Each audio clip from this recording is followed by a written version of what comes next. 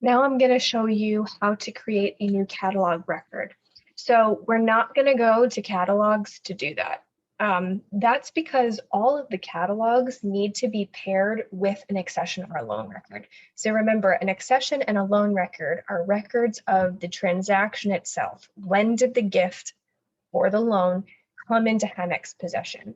Whereas the catalog record is a record of when that gift or loan was accepted and became part of our collection and therefore part of our catalog.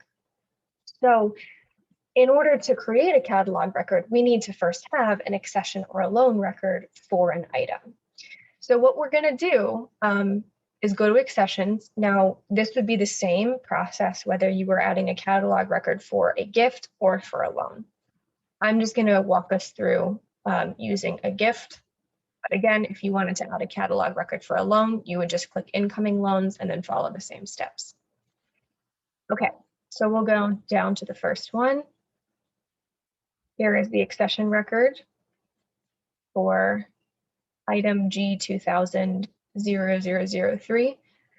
We're going to click edit and scroll down until we hit catalog records. So we have a little green dot here, which tells us there is already a catalog record associated with this item. We're going to move forward as if there's nothing here, just for demonstration purposes. So I'm going to click the arrow here, drop down. Great. So here's the existing record. Well, let's say this isn't here. What I would do is click add a new catalog record. Okay. And it's going to have some pre-filled information here. So depending on what this is, I can change the catalog type. So this is an item, or it's an object, excuse me. So I'm going to keep it as an object here. If it were a photograph, I would click photograph. If this were an archival resource, I would click archive. If this were library material, I would click library. This is an object, so we're going to keep it an object. Here we have the accession or the loan number pre-filled. The source is pre-filled. Here we have a blank space for object ID. You do not have to manually type this in or generate it yourself. What you're going to do is just click pre-fill object ID.